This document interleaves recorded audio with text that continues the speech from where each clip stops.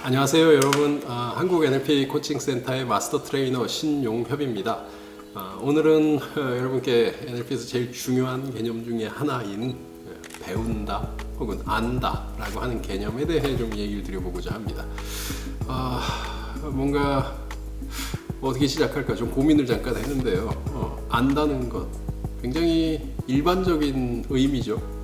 일상에서 많이 겪고 있는 일이기도 하고요. 뭔가를 안다 이렇게 한번 여쭤보면 여러분 어떻게 대답을 하실까 궁금합니다. 나는 뭔가를 어떻게 알게 됩니까? 이 질문이 글쎄 일상에서 쓸만한 말이기는 한데 꽤 애매합니다. 그죠? 나는 뭔가를 어떻게 알아냅니까? 이 말을 그래서 조금 바꾸면 뭔가를 어떻게 배웁니까? 이렇게 바꿀 수가 있을 겁니다. 뭔가 새로운 것, 일상에서 경험하는 일들, 뭔가 대상에 대해서 모르던 것에 대해서 우리는 어떻게 알게 됩니까? 이제 좀 와닿는 질문으로 좀 바뀌지 않으셨을까 싶은데요. 뭔가를 안다는 것. 그때 내겐 무슨 일이 일어납니까? 우리가 일상을 경험을 할 때 외부에서 어떤 사건이나 어떤 감정이나 어떤 문제나 어떤 말이 들려올 때 우리는 우리가 모르는 것을 만나게 될 수 있습니다. 그걸 만나게 될 때요, 우리 모르는 어떤 것, 뭔가를 만납니다. 이때 우리는 뭔가를 알게 됩니다. 그죠? 이걸 안다라고 얘기를 할 만하죠. 알고 있는 것을 알 수도 있고요, 새로운 것을 알 수도 있습니다. 근데 새로운 것을 알게 된다라고 하는데 의미를 좀 더 보도록 하죠. 어떤 게 그런 걸까요? 낯선 기술에 대한 것, 어려운 금융이나 재정에 대한 것, 뭐 주식이나 요즘 비트코인, 새로운 기술과 새로운 제도, 새로운 문화, 새로운 방식, 새로운 역사, 누군가 새로운 사람을 만나게 될 때 낯선 사람이에요, 모르는 사람이에요. 그래서 그 사람을 알게 된다. 그때 우리에게 무슨 일이 일어납니까? 정말 필요한 건 바로 이 부분입니다. 우리에게 무슨 일이 일어납니까? 새로운 걸 만나게 되면요, 대체로 사람들에게 보이는 것 중에 그게 그렇게 중요하지 않은 거라고 한다면, 감정적으로 대응할 만큼 그렇게 부담되지 않는 거라면 우리는 호기심을 좀 갖게 됩니다. 호기심? 또 내 취향에 맞아야 또 호기심이 일어난다고도 얘기를 하긴 합니다. 내가 뭔가를 알게 될 때, 모르는 걸 만날 때 호기심이 일어납니다. 호기심을 만나면 어떻게 되냐? 호기심을 만나게 되면 뭔가 알고 싶은 마음이 들죠. 알고 싶은 마음이 들어서 그것에 관한 정보를 더 모으게 되고요. 그러면서 내 안에 어떤 감정을 만나게 되죠. 내 안에 어떤 정서를 만나게 되죠. 그러고 나면 알았어, 여기까지 오게 됩니다. 자, 상황을 좀 바꿔서요. 삶에서 문제를 만날 때, 삶에서 어려움을 겪게 될 때, 혹은 어떤 좋은 생각을 겪게 될 때, 떠올리게 될 때, 그때 나는 어떤 일을 경험하게 되냐? 이때도 우리는 뭔가를 배우게 됩니다. 뭔가를 알게 됩니다. 자, 이 알면 그러면 어떤 거냐? 모르는 것을 알게 되는 것, 이게 하나고요. 두 번째는요, 알고 있는 것들을 반복하는 경험을 통해서 내 안에 터득해 가는 것, 체득해 가는 것, 이렇게 좀 다른 개념으로 두 가지를 구분할 수가 있습니다. 이해되시죠? 그러면 아까 다시 여러분께 여쭤봤던, 우리가 무슨 문제를 만나게 될 때, 어떤 어려움을 겪게 될 때, 새로운 좋은 생각이 떠오를 때 우리는 어떻게 합니까? 나는 어떻게 합니까?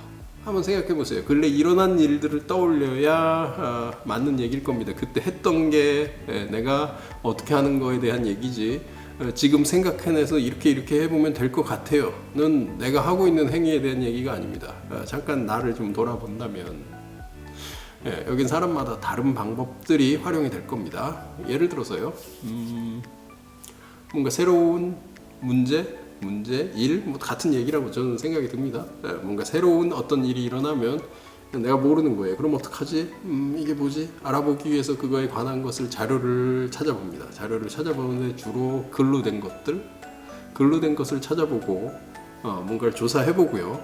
그거에 관한 설명을 담고 있는, 필요하면 책을 또 찾아봅니다. 개요. 조금 더 실용적인 문제를 다룬 책, 조금 더 내용 이론적인 것을 다루고 있는 책, 혹은 좀 더 사상적인 역사적인 뭔가를 다루고 있는 책, 그럼 한 3-4권의 책들, 5권의 책들을 만나게 되겠죠. 이것들을 읽고 나면 우리는 뭔가 알게 될 겁니다. 모르던 것을 글로 만나면서 아하, 알겠어. 혹은요, 내가 모르는 것을 만났을 때 바로 전화를 할지도 모르죠. 여보세요. 요즘은 이렇게 한다고 하죠. 옛날 사람들이 이렇게 전화하고요. 그러니까 전화 연락을 하면서 내가 아는 사람, 그 문제 있는데 그 문제 그거에 대해서 너 잘 알지, 그지? 그거에 대해서 어떻게 해야 돼? 그건 뭐야? 누군가에게 물어보는 사람도 있습니다. 그러면서 설명을 들으면서 뭔가 알게 되는 거, 그때마다 궁금해지는 것들을 바로 질문을 하면서 알았어, 그래, 끝. 이렇게 아는 사람들도 있고요. 어떤 사람은요, 뭔가 모르는 게 등장해요. 그러면 그걸 알 수 있는 현장이 어딘지를 찾아본 다음 바로 거기로 떠납니다. 거기에 가서 그걸 경험하죠. 제가 이런 고민이 있는데 저를 이걸 만나게 해주시겠습니까? 그 분야, 그 문제, 그 상황에 있는 사람들을 직접 만나서 그걸 몸으로 경험하고 온전히 다 경험하고 이제 알겠어요.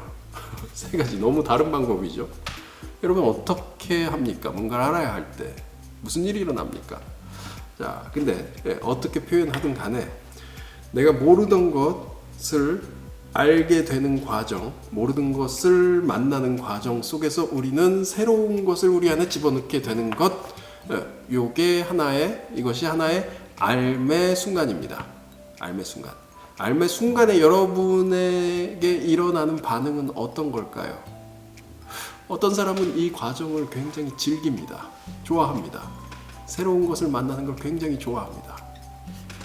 그런가 반면에 어떤 사람은요, 새로운 것을 만난다는 것 자체가 하나의 부담감, 불편, 말 그대로 스트레스로 이해하는 분들도 계십니다. 새로운 걸 만나는데 스트레스다. 자, 만약 그렇다면 이분의 삶은 어떨까요? 일생을 한번 놓고 생각해 보세요. 새로운 걸 만나게 되는 일들 얼마나 있을까요? 우리 삶에? 사실 매일매일 일어나는 일들입니다. 그런데 되도록 피해서 매일매일 유사한 일들이 일어나게끔 내가 선택을 하고 있다면, 매일매일 비슷한 일들, 유사한 일들 계속해서 반복된다면 난 새로운 걸 만나지 않을 수 있습니다. 되도록 유사한 기존에 만났던 것들과 삶의 모양이 어떨까? 계속 같은 상태, 익숙함, 편안함. 이게 반복이 되면 어떤 일이 일어날까? 글쎄요, 그 자체가 뭐 나쁘다는 의미는 아닙니다.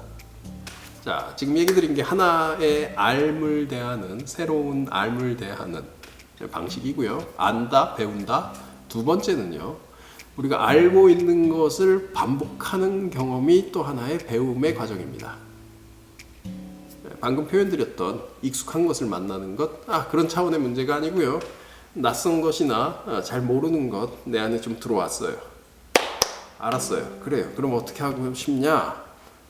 다시 보고요. 말을 좀 바꾸면 다시 해보고요. 그러면서 어떻게 되냐? 알던 정도에서 새로운 것들을 점차 들여다보게 되면서 점점 체득이 되죠. 머리로만 알던 것을 이제 기억할 수 있고요. 머리로만 알던 것을 이제 눈으로만 봤던 것을 귀로도 듣는 경험을 만들고요. 몸의 느낌으로, 감정으로 그 새로운 일을 만나는 경험을 발전시킵니다. 그리고요, 이렇게 만나게 된 것을 좀 더 발전시키면 할 수 있는 정도가 되고요. 할 수 있다. 할 수 있지만 아직 충분한 결과가 나오지 않는다 치면 할 수 있는 정도에서 충분한, 원하는 수준의 결과가 나오도록 갈고 닦는 것, 원하는 정도 수준의 결과로 갈고 닦는 것을 넘어서 어떻게 하면 내가 이렇게 할 수 있었는지를 다른 사람에게 알려줄 수 있는 정도? 알매 정도는 굉장히 다르죠. 하지만 모두 처음에 모르던 것이었고요. 모르던 것이 조금 알게 됐을 때 알물 경험하면서 쌓으면서 정보를 더 모으면서 점차 체득해 나가는 과정, 그 과정을 통해서 우리의 알물 높일 수가 있습니다. 그런데요, 여기 중요한 얘기가 들어가 있어요. 그것은 다음번 내용에서 여러분에게 설명드리도록 하겠습니다.